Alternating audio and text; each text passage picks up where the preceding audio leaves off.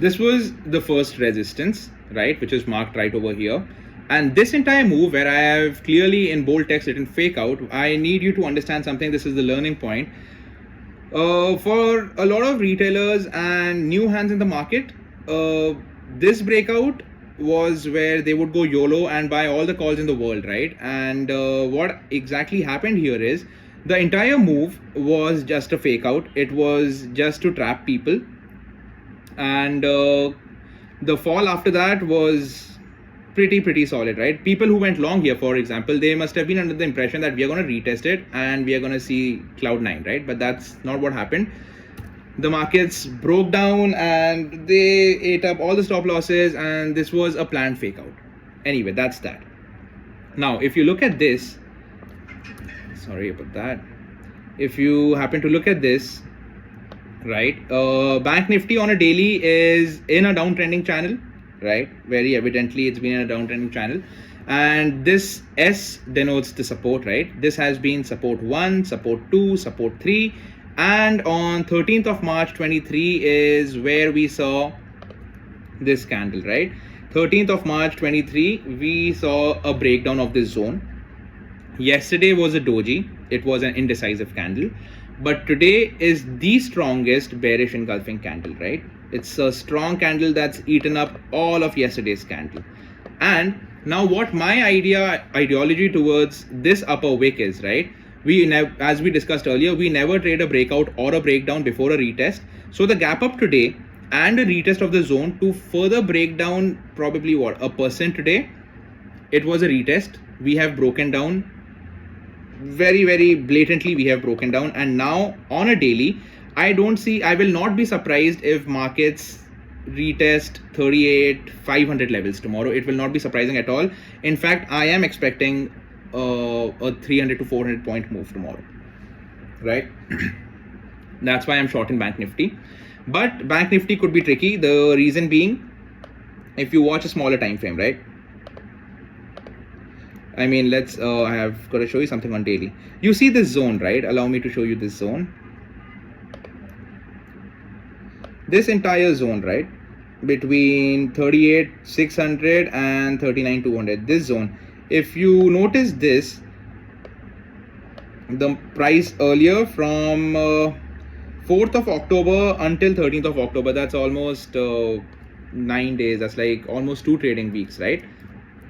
For 2 trading weeks, the market did spend some time in this zone. It's a very congested zone. So a breakdown of this after a fall of almost 41,600 to 39,000, after 1,500 points, a fall below 38,500, I don't expect at least tomorrow, right?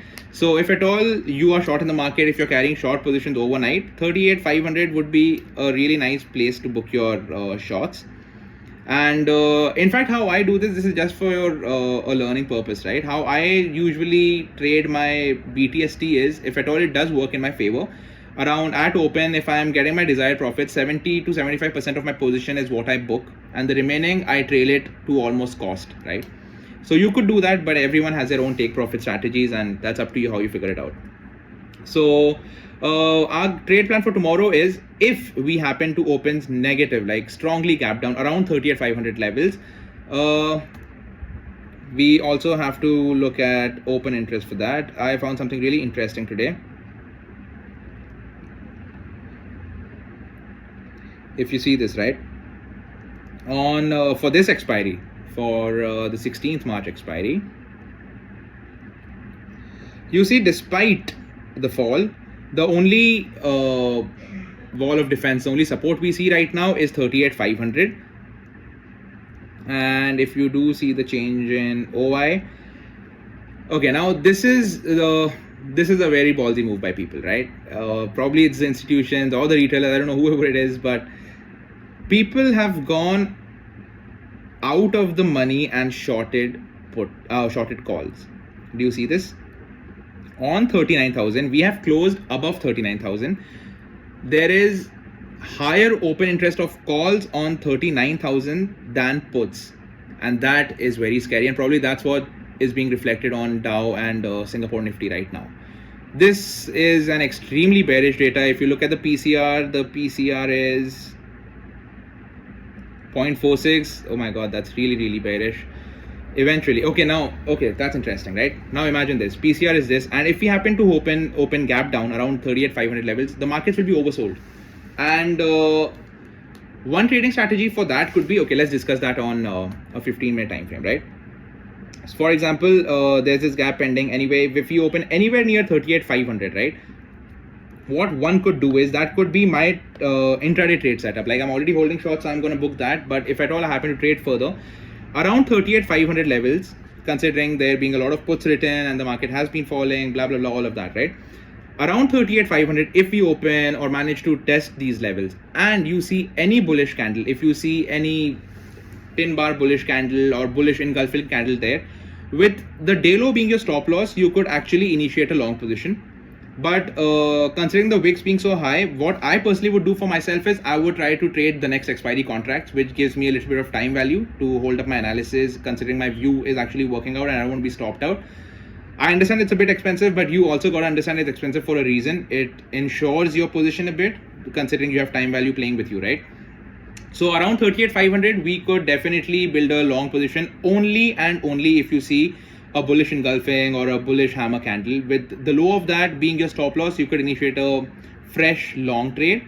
If the markets open flat and this downtrending trend line that I've been talking about, if this is retested or around 39,200 levels are retested, I would look for a bearish candle. I would look for a short or a reversal trade, and I would initiate a short over there. And if we open relatively small gap up or gap down, I'm just gonna wait for a 15-minute candle to close below 38,900. I'm gonna initiate a fresh short position again. The longs are only kept for above 39,500. Now I do not see any risk reward, a favorable risk reward for holding any long position here. So that's that. I hope this really adds to your trading experience and you gain some value from this, and I hope you make money and have the most profitable expiry tomorrow. That's all from me for now, and I'm gonna leave my Instagram in my description box, and you could follow me there. I keep updating my daily PNL, and if at all I come up with any strategy, I would definitely be posting there. And I would be more than delighted and grateful if you could provide me with your feedback in the comment section. Let me know if at all this helps you, or there's anything I need to change with my recording or my setup that could help you. And if you need help with a certain topic, a chart pattern, a strategy, I could definitely make videos on that and help you out. Having said that, I wish you all the luck, and protect your capital. Rule number one of the game: it's never about the money you make, it's about the money you save, and the money that you can save sustainably use over the longest time day trading. Trading is all about that. And do not have FOMO. Do not feel like the markets have fallen so much and you could have made ₹1 crore, right? Because if you were on the wrong side of the trade, you could have possibly even lost ₹1 crore. So be grateful, be humble. After the biggest wins come the biggest downfalls. So let's keep our head grounded. Let's focus on charts. Put in the time, the money will eventually follow, right? All the best, wish you luck, and I'll see you guys tomorrow.